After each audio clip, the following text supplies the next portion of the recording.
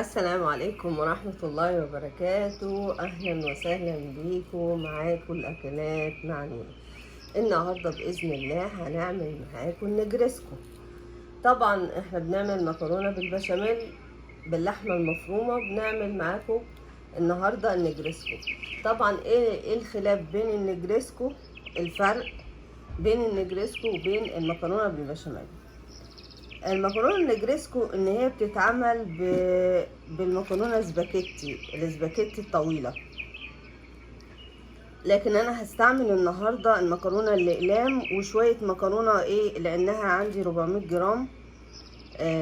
مش هتكفي، فخدت شويه تحت هنا، حاطه شويه مكرونه هخلطها بمكرونه هنا قواقع، يعني مش مشكله. بس انت عايزه تعمليها بسباكيتي بتعمليها المكرونه الطويلة او المكرونة الاقلام دي. فده الفرق، وان هي بتتعمل بالفراخ القطع الدجاج، والتانية بتتعمل باللحمة المفرومة. يبقى احنا عرفنا الفرق بينهم دلوقتي. طبعا انا دلوقتي مش هسلق المكرونة، انا طبيعي بدل ما اقف على البوتاجاز واسلق وكده، انا دلوقتي مسخنة حليب هحطه هنا على المكرونة بتاعتنا. قبل ما احط على المكرونة هحط زيت زيتون، زيت يعني قصدي زيت طعام. فهنرشش كده عليها زيت كده اهوت، بس يجي معلقتين كبار، بس يعني معلقتين بتوع الاكل زيت. وبعدين طبعا هنقلبها كده،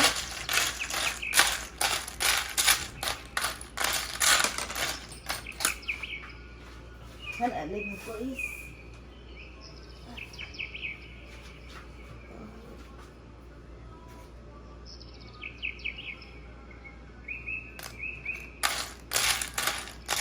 هنقلبها وبعدين هنحط عليها بقى الحليب السخن كده اهو. بسم الله الرحمن الرحيم.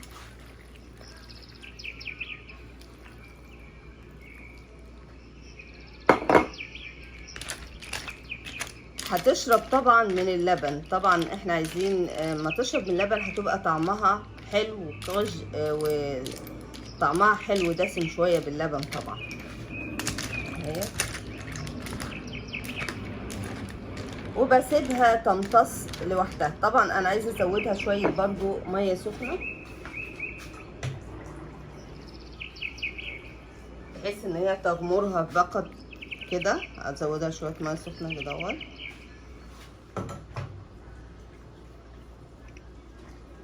وهرشش عليها شويه ملح زي ما احنا بنسلقها بالظبط. بس الفرق ان انا ما بقفش على البوتاجاز، انا بحط حاجتي كده عقبال ما اعمل العصاج بتاع عقبال ما اعمل بقيه المكونات بتاعتي، تكون هي عقبال ما اعمل البشاميل واعمل المكرونه بتاعتنا، عقبال ما اعمل بقيه المكونات. هنرشش كده شويه ملح عليها، شويه صغيره كده بس.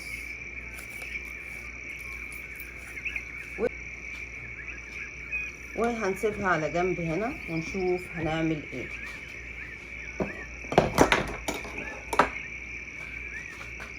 انا هعمل النهارده النجرسكو بتاعتنا بالخضار. طبعا لو عندك فلفل الوان احمر اصفر اخضر بتحطيه، جزر، لكن انا عندي النهارده ما عنديش فلفل الوان، فانا هستخدم الخضار مشكل. عندي فاصوليا، ذره، اصفر، بسله، جزر. فهو ده الخضار بتاعنا اللي هنعمله مع النجرسكو بتاعنا.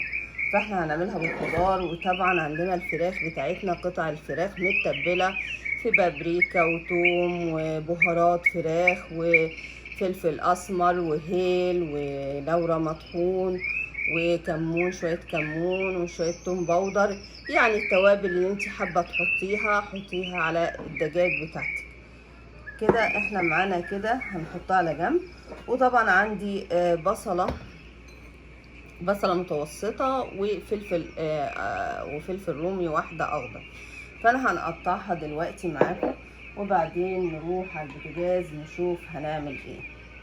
بسم الله الرحمن الرحيم. طبعا عندي البصلة اهيت هنقسمها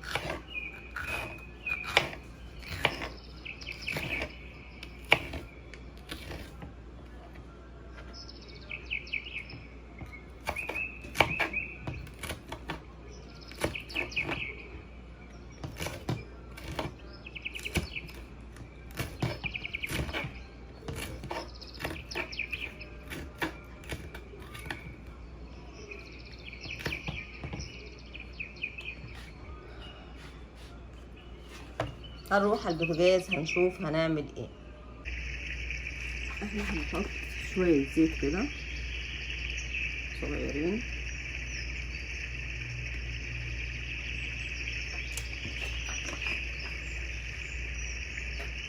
ونحط البصلة بتاعتنا. بسم الله الرحمن الرحيم.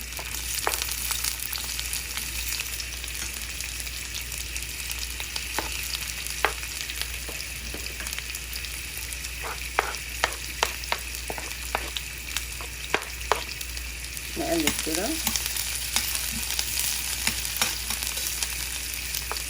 نغطي شوية البوتاجاز.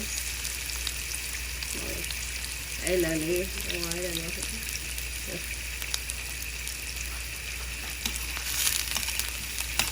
وبعدين نحط الفلفل بتاعنا.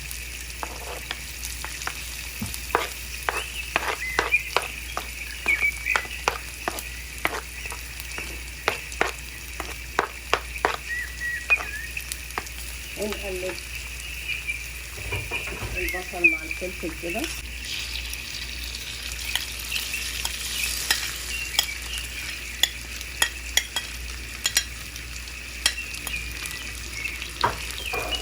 ونقلب كده. بسم الله الرحمن الرحيم.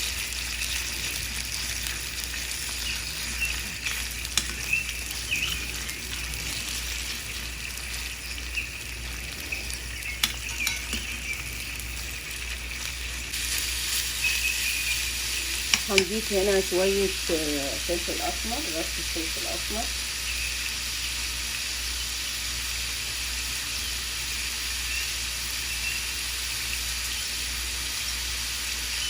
كده ونقلب.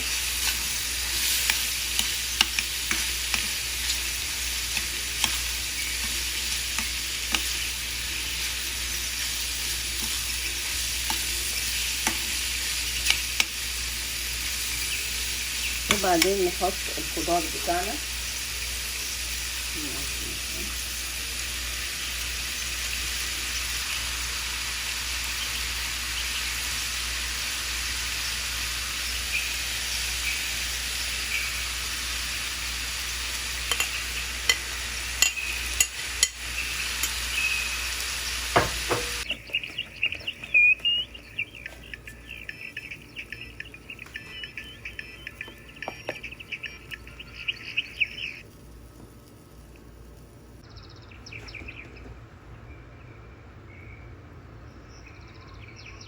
ونحط عليهم معلقتين سمنة.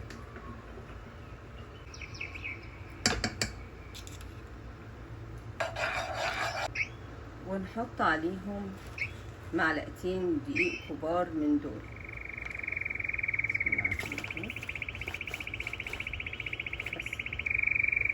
يعني هي الكمية السمنة طبعا مش سايحة، فهي الكمية نفس الايه، معلقتين عليهم سمنة من دول وعليهم معلقتين كبار دقيق من دول كبيرة يعني. هنقلب كده. اصبح اللون هنا بتاعنا ذهبي، فهنحط عليه دلوقتي الحليب.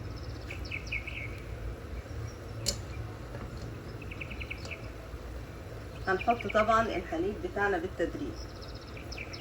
بسم الله الرحمن الرحيم. ونقلب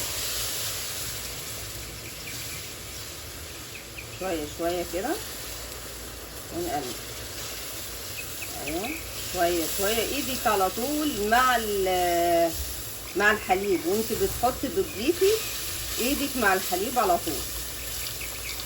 ايوه كده.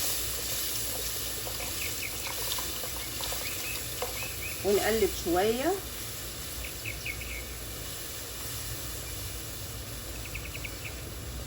ونضيف حليب.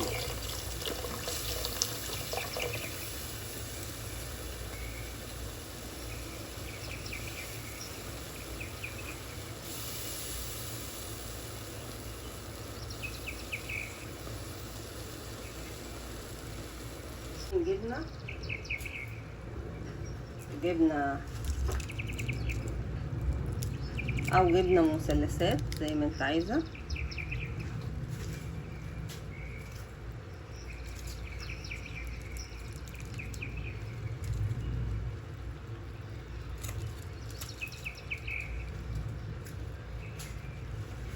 ونقلب كويس كده. خلاص هي بتاعنا هي اتقلت اهيت. انا عايزاها بالسمك ده. نشوف كده معلقة اهي، معلقة دي انا عايزاها كده حلوة وجميلة. اقفل عليها بقى بس كده. وتعالوا نشوف هنطبق صينيتنا ازاي. احنا نقعناها معاكم في الحليب ماشي. شايفين اهي استوت اهي، شايفين ازاي استوت وبقت جميلة حلوة بصراحة. عايزة تعمليها في شوربة، تنقعيها في شوربة مغلية، حطي عليها شوربة مغلية. عايزة تنقعيها في مية في حليب، اللي انت عايزاه. فهي بصراحة جميلة جدا وبتبقى طعمها بتمتص من الحليب. النكهة اللي انت عايزاها حليب، شوربة، مية، براحتك. بتستوي عقبال ما تعملي العصاج وعقبال ما بتعملي البشاميل تكون استوت زي ما احنا شايفين كده.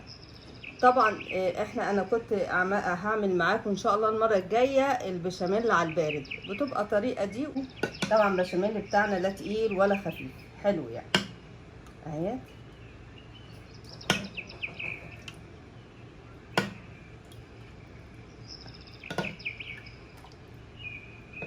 بنحط كده في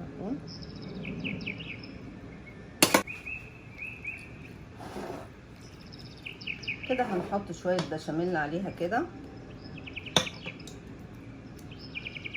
على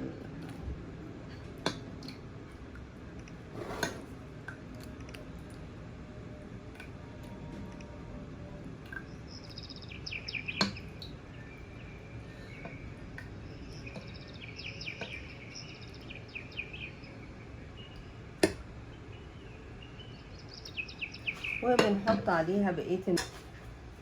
طبعا بنحط عليها البشاميل لمده ساعه الا ربع.